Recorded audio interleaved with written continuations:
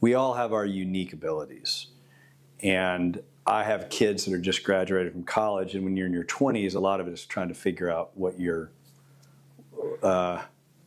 color is your rainbow? No, there's a book, what color is your parachute or something.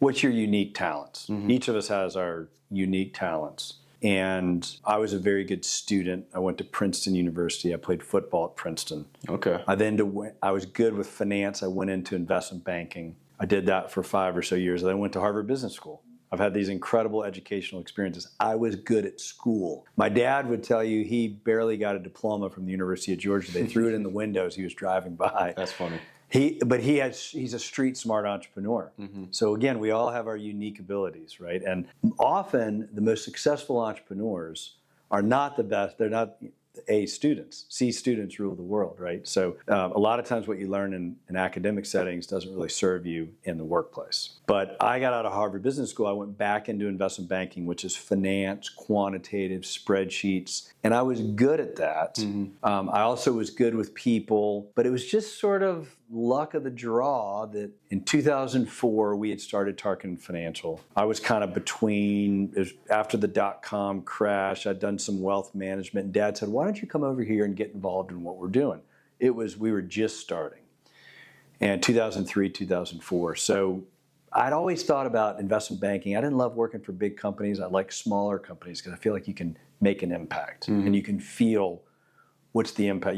Your contributions are immediately felt. Mm-hmm. So I came here in 2004 as we were first starting. We probably had 30 or 40 advisors. And I got involved in all aspects of the business. And we had a lot of folks that were doing seminars, and we were doing marketing, and we had recruiting events and product. And I got to exercise a lot of different skills and find out what my true gifts were. Mm-hmm. And over the last 20 years, we've expanded now to, we have over 200 agents. We have a team here of 15 with Tarkenton Financial. We have 65 people in our various companies. And I look around now 20 years later and I see, we have people that are accountants, payroll people. We got people that are creative, web designers. Everybody's got to find their thing. And so I think, honestly, so I got involved because we were starting this company. I think I have evolved into the role that I'm probably best suited in, which is leading and having a vision, mm-hmm. Being there to support my dad. There's no question that Dad is the leader of the company, but he needs people around. He talks about it all the time. You need good teammates. You don't put somebody at wide receiver who can't catch the ball. Yeah. So the important thing is to bring in a new employee, and we're always bringing new people, and try to put them in a position where they can succeed. And if it's not working, it's nothing worse than being in a role that you're not well suited for. Yeah, and exactly. You're beating your head against the wall. You hate going to work. And Dad always talks about it. His age, he's not coming to work. He loves what he does. So fast forward to our advisors. We have independent advisors some of them have started as independent, but many of them used to work in big brokerage firms, mm-hmm. big investment firms, and they decided for some reason to go out on their own. That in and of itself is a risk, and you've got to have a lot of self-belief to say, I can establish my own brand, I can rent my own office, I can do my own marketing, I can, that's a leap of faith. Mm-hmm. And so then we have to build a team there that can support them. But an advisor who works at Merrill Lynch or Wells Fargo or a big institutional, they have office space, brand name, phone, business cards. They have that. When you go independent, you've got to do it yourself. So that's a certain type of person who can do that. Some people do it and it doesn't work and they have to go back in-house. So now we've built this team here that supports those people that are independent. And some of it is just in day-to-day marketing. Some of it is in finding the right product. Some of it might be introducing life insurance. But here we are in this world now. One of the Dad's maxims is you have to reinvent yourself. Yeah. So what we were doing 20 years ago is very different from what we're doing today. The internet was in its early stages. Amazon had just started. There was no social media back then that I can recall. So now things change. The only constant is change in business, and now we're in an environment where people are not doing traditional dinner seminars as much as they did. They're doing more educational events. but people obviously need to have a brand online. We know that people are watching video more than they're reading text. So people are watching this video probably. If I sent you a 5-page white paper, people would be like, I don't have time to read it. So the other thing that's interesting for me, so I mentioned my grandfather was a preacher, and Dad's always said Dad's pulpit is business. And so he's always preaching the mission of business is to help people. There are no silver bullets. You have to reinvent yourself. Nothing takes the place of hard work, right? So I, in some ways, feel like I've become like an extension of his voice. So our top producer groups, they got to be top producers because they work hard, and they ask questions, and they leverage our team. They learn from their peers. One of Dad's maxims is people have to talk to people.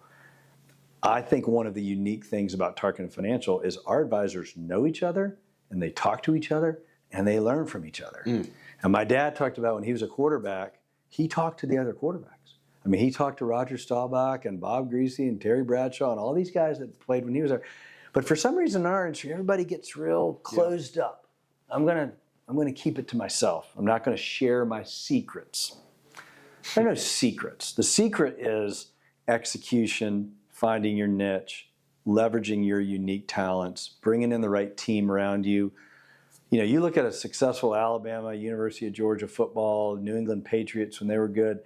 It's how things come together. Any successful organization, Chick-fil-A, North Point Church, like it's a blending of the talents. How do you bring the right people together to serve? So anyway, fast forward, I started investment banking, all this academic background. Somehow I stumble into this business. 20 years later, I think I found my calling is to pull all these people together and to be, to some extent, I'm never going to be my dad. I mean, I wasn't a Hall of Fame quarterback, but I'm an extension of that brand and the legacy and what is it that we want Tarkenton Financial to stand for. Top of the charts is the mission of business is to help people. And then you've seen it enough, and our employees have seen it, that for our advisors, it is job number one. For our staff, is job number one is how can we help other people? And it's also the kind of people we've attracted, like Chris Barnes. You know, Chris will do whatever you need him to do. I mean, you need to start the dishwasher, empty the dishwasher, run somebody to the airport, help somebody with a marketing plan, find the right product. You need Saturday afternoon, Wednesday night, like that's kind of the culture we've created. And it's the kind of people we've attracted. If you have that kind of culture that the mission of business is to help people, you tend not to attract big egos. Because, people that are just so self-focused that have such it's all about me, it becomes all about them. And how does this help me? How does this help me? And we're in an industry where there's a lot of people. And listen, everybody wants to make money. You got to make money. It's part of what you provide for your family. But Dad always says, if your mission is to help people, eventually it'll take care of itself. If your sole mission is to make $1, you're probably going to. And there are plenty of people in this industry, and in 20 years we've had them. People whose sole objective was to make a buck. They're going to cut a corner. They're going to go back on their word. They're going to do something like that. Look at Larry Sasso. Look at Richard McGrath. Look at Chris Barnes. I think most of our team, I would say internally, our mission is to help people. So that's one of Dad's sermons. Sermon on the Mount from Fran is the mission of business to help people. So I view that my role is to kind of help take that down into our organization. And how do we filter that out? So that's good. Yeah, that's how I got here.